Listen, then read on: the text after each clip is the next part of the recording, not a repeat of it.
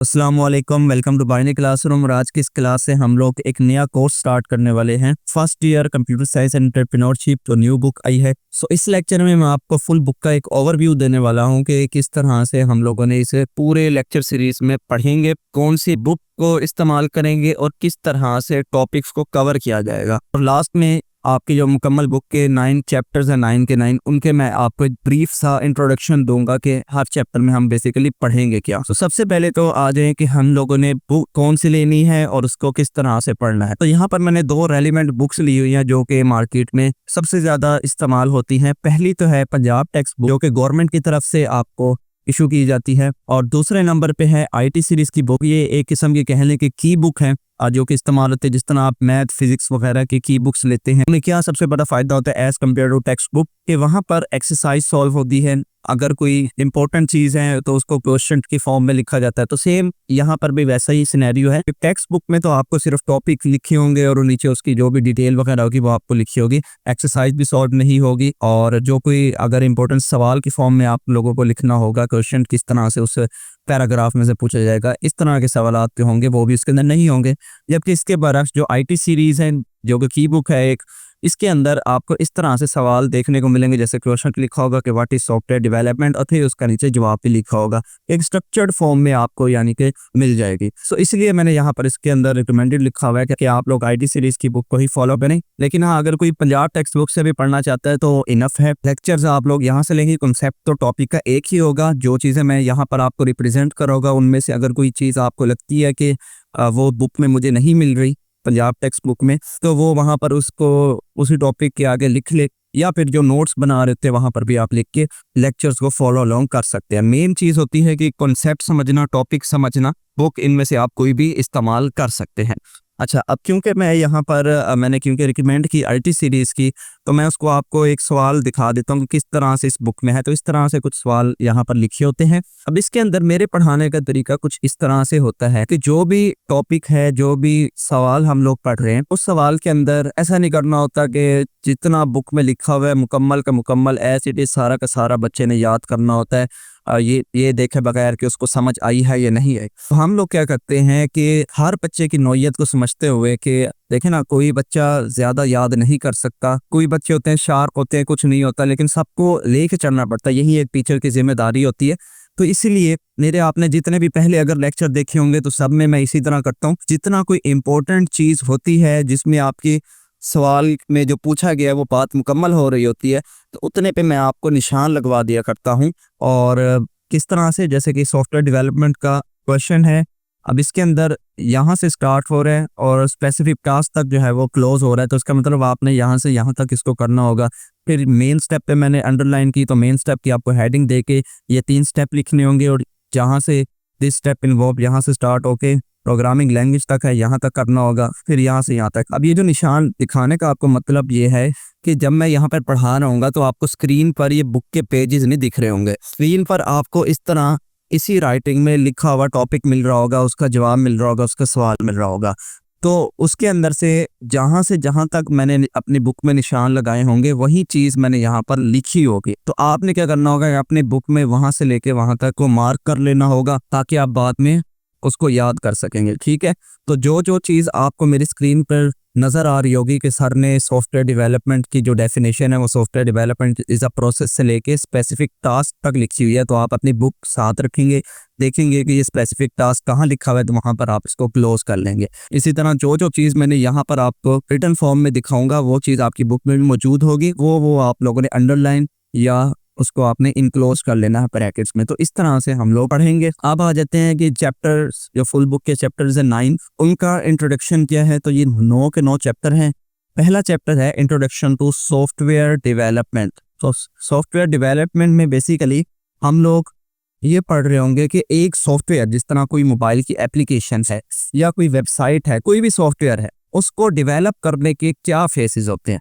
आया कि एक सॉफ्टवेयर आपने बनाना कैसे है, उसको बनाने से पहले यूं नहीं होता कि डायरेक्ट ही किसी ने आपसे कहा कि ये सॉफ्टवेयर बनाना और आपने अगले लम्हे इसको बना के दे दिया। नहीं, उस पर पहले सोचना पड़ता है, रिक्वायरमेंट पूछनी पड़ती है, कौन कौन से फीचर्स जिसका सॉफ्टवेयर है उसको चाहिए और उसके बाद सॉफ्टवेयर की टेक्नोलॉजी डिसाइड होती है कि कौन सी टेक्नोलॉजी में बनाएंगे। फिर जब डेवलपमेंट स्टार्ट होती है तो उस डेवलपमेंट में साथ के साथ उसको टेस्ट करना होता है, रिक्वायरमेंट देखनी होती है कि हम सही बना रहे हैं नहीं बना रहे, उसके अंदर सिक्योरिटी भी है, ये तो नहीं कि हैक हो जाएगा। इस तरह के जो सारी फेजेस हैं जिसको SDLC भी बोला जाता है, सॉफ्टवेयर डेवलपमेंट लाइफ साइकिल, तो ये जो कंप्लीट प्रोसेस है वो हम चैप्टर नंबर 1 में बेसिकली पढ़ रहेंगे। चैप्टर नंबर 2 में पाइथन प्रोग्रामिंग है। तो पाइथन प्रोग्रामिंग की बेसिक्स मीन्स के पाइथन प्रोग्रामिंग में वेरिएबल कैसे डिक्लेयर होता है, इसकी डाटा टाइप्स कौन सी है, इनपुट आउटपुट फंक्शंस, इसी तरह से इसके अंदर फंक्शंस कैसे बनते हैं, कमेंट्स कैसे बनाए जाते हैं, इसी तरह से कंडीशंस, लूप्स, ये सारी चीज़ें जो भी किसी भी हम नॉर्मल प्रोग्रामिंग लैंग्वेज में पढ़ते हैं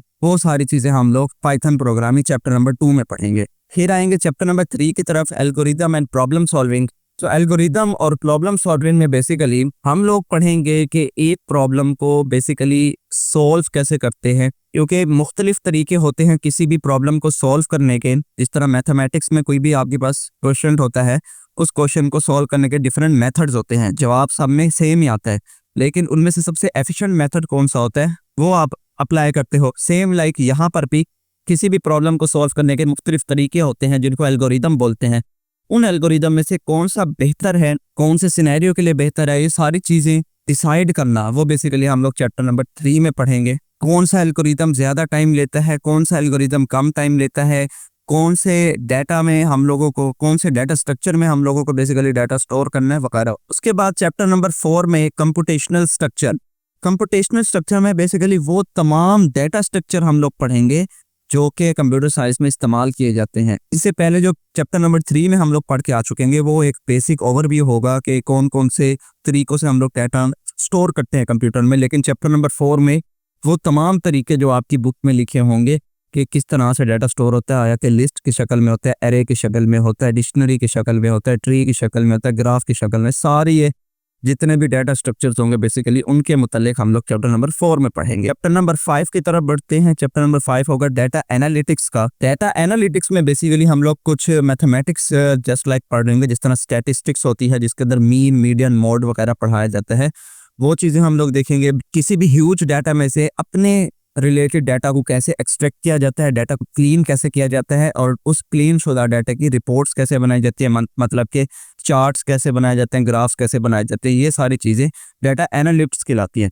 कभी आपने देखो ये कंपनीज में होती हैं, जब उनकी प्रेजेंटेशंस हो रही होती है तो वहाँ पर ग्राफ्स की शक्ल में, चार्ट्स की शक्ल में कंपनी की ग्रोथ दिखाई जाती है या लॉस दिखाया जाता है, प्रॉफिट वगैरह दिखाया जाता है। तो ये जो सारी चीज़ें डाटा के ऊपर परफॉर्म हो रही होती है कि एक फाइनेंशियल ईयर में एक कंपनी ने कितना प्रॉफिट अर्न किया या फिर लॉस किया और कितने उनके रिसोर्सेज यूटिलाइज हुए, ये सारे इनसाइट जो है वो हम डाटा एनालिटिक्स से निकालते हैं। तो इसमें थोड़ी सी आपको मैथमेटिक्स जो है वो देखने को मिलेगी।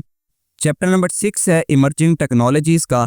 इमर्जिंग टेक्नोलॉजीज़ में हम लोग वो टेक्नोलॉजीज़ पढ़ेंगे जो फ्यूचर में ट्रेंडिंग होंगी, जिस तरह से आर्टिफिशियल इंटेलिजेंस है, ब्लॉकचेन है, क्लाउड कंप्यूटिंग है, पेयर टू पेयर नेटवर्किंग वगैरह। ये सारी चीज़ें जो अभी भी मौजूद हैं लेकिन आने वाले वक्तों में उनका ट्रेंड जो है वो बूस्ट करेगा। तो ऐसी टेक्नोलॉजीज़ इमर्जिंग टेक्नोलॉजीज़ कहलाती हैं। तो ये टेक्नोलॉजीज सारी चैप्टर नंबर 6 में पढ़ाई जाएंगी। देन चैप्टर नंबर 7 की तरफ मूव करते हैं, कंप्यूटेशनल थिंकिंग। कंप्यूटेशनल थिंकिंग में बेसिकली हम लोग सिक्योरिटी रिलेटेड टास्क पढ़ रहे होंगे कि किसी भी सॉफ्टवेयर को सिक्योर बनाने के लिए किन किन चीज़ों का ध्यान रखना पड़ता है। देखिए ना, कोई भी सॉफ्टवेयर तो बना लिया, किसी ने कंटेंट भी पब्लिश कर दिया। अब आपको पता है कि डिजिटल एरिया में कोई भी चीज़ जब आप पब्लिश करते हैं, लेट्स सपोज किसी का कोई कंटेंट है, कब वो कंटेंट उसने अपनी मेहनत से बनाया है, अगर कोई दूसरा बंदा उसका कंटेंट बगैर इजाज़त के अपने अकाउंट पे अपलोड करता है तो ऐसे चीज़ को क्या बोलते हैं, कॉपीराइट बोलते हैं ना। तो ये जो कॉपीराइट है या किसी चीज़ की पायरेसी है, किसी ने कोई सॉफ्टवेयर बनाया, आपने उसको इलीगल डाउनलोड कर लिया, इस तरह की चीज़ें, इन चीज़ों को कम करना, इस रिस्क को कम करना कि इसी की कोई इंटेलेक्चुअल प्रॉपर्टी पर कोई दूसरा काबिज होकर बैठ जाए, ये सारी चीज़ें कंप्यूटेशनल थिंकिंग है। इसके अलावा जितनी भी सिक्योरिटी की चीज़ें हैं, हैकिंग की चीज़ें हैं, लाइक सपोज स्पाईवेयर्स हैं और भी जो मलिशियस सॉफ्टवेयर है, वायरस वगैरह, उनके मतलब यहाँ पर पढ़ेंगे, उनसे किस तरह से अपने डिवाइस को बचाया जाता है, एंटीवायरसेस और ये तमाम चीज़ें, तमाम मेथड्स, वो सारी चीज़ें बेसिकली कंप्यूटेशनल थिंकिंग में हम लोग पढ़ेंगे। सिक्योरिटी से रिलेटेड इन शॉर्ट के जितनी भी चीज़ें होंगी वो हम चैप्टर नंबर 7 में पढ़ेंगे। सेकंड लास्ट चैप्टर होगा chapter number 8, online research and digital literacy. Online research का मतलब तो आप लोगों को मालूम होगा कि किसी भी नॉलेज में कोई न्यू इंसाइट फाउंड करके दुनिया को उसके बारे में बताना, वो होती है रिसर्च। सेम लाइक जो दूसरा वर्ड यहाँ लिखा हुआ है डिजिटल लिटरेसी। डिजिटल लिटरेसी का मतलब ये होता है कि जितनी भी यहाँ पर टेक्नोलॉजीज इस्तेमाल हो रही हैं, जो जो गैजेट्स आ रहे हैं, उन गैजेट्स, उन टेक्नोलॉजीज के बारे में कितने लोगों को अवेयरनेस है, कितने लोग ऐसे हैं जो उसको सही से चला सकते हैं या नहीं चला सकते, इसको बोलते हैं डिजिटल लिटरेसी। जिस तरह लिटरेसी का आम मतलब भी यही होता है कि एक इलाके में कितने तालीम याफ्ता लोग हैं, तो डिजिटल लिटरेसी का मतलब ये होगा कि कितने लोग ऐसे हैं जो डिजिटल लिटरेट हैं, यानी कि डिजिटल चीज़ों को समझ सकते हैं, तो वो होता है डिजिटल लिटरेसी। यानी कि हम लोग इस चैप्टर में बेसिकली देख रहे होंगे कि किसी कंप्यूटर को इफेक्टिव तरीके से इस्तेमाल किस तरह किया जाता है, किसी भी टेक्नोलॉजी में किस तरह से एथिक्स के अंदर रहते हुए हम लोग उस टेक्नोलॉजी से फ़ायदा उठा सकते हैं और दूसरे लोगों के भी काम में आ सकते हैं। तो ये जो सारी चीज़ें होंगी चैप्टर नंबर 8 में देखेंगे। Chapter number 9 last chapter, entrepreneurship इन डिजिटल एज। एंटरप्रेन्योरशिप का मतलब होता है कि किसी भी प्रोडक्ट में या किसी भी टेक्नोलॉजी में कोई नई टेक्नोलॉजी इंट्रोड्यूस करवाना जो पहले से मौजूद ना हो, वो होती है एंटरप्रेन्योरशिप। या फिर अगर प्रोडक्ट के सिनेरियो में देखें तो पहले कोई प्रोडक्ट किसी और तरीके से दुनिया के सामने प्रेजेंट की जाती थी, अब किसी ने उसकी शक्ल चेंज करती, किसी और फॉर्म में उसको प्रेजेंट करना शुरू करते हैं, तो वो भी एंटरप्रेन्योरशिप होती है। देखिए एग्जांपल से हम लोग एंटरप्रेन्योरशिप को समझने की कोशिश करते हैं कि जिस तरह नॉर्मल ड्राइविंग कार्स आप लोगों ने देखी हैं कि उसके अंदर एक ड्राइवर होता है और वो उसको ड्राइव करता है, जहाँ जाना होता है वो जाता है। लेकिन आजकल जो मॉडर्न एज है, आप लोग भी देख रहे होंगे कि किस तरह से एक सेल्फ ड्राइविंग कार्स भी मौजूद है माशरे में। उसके अंदर क्या होता है कि ड्राइवर नहीं होता, वो ऑटोमेटिकली खुद से ऑपरेट करती हैं। उसके अंदर मुख्तलिफ कैमराज और सेंसर लगाए जाते हैं जो कि अपने सामने किसी भी ट्रैफिक को विजुअलाइज कर सकती है। कोई भी टर्न आ रहा है तो वो इजीली टर्न हो जाती है, ब्रेक लगा लेती है, मतलब कि सेफ तरीके से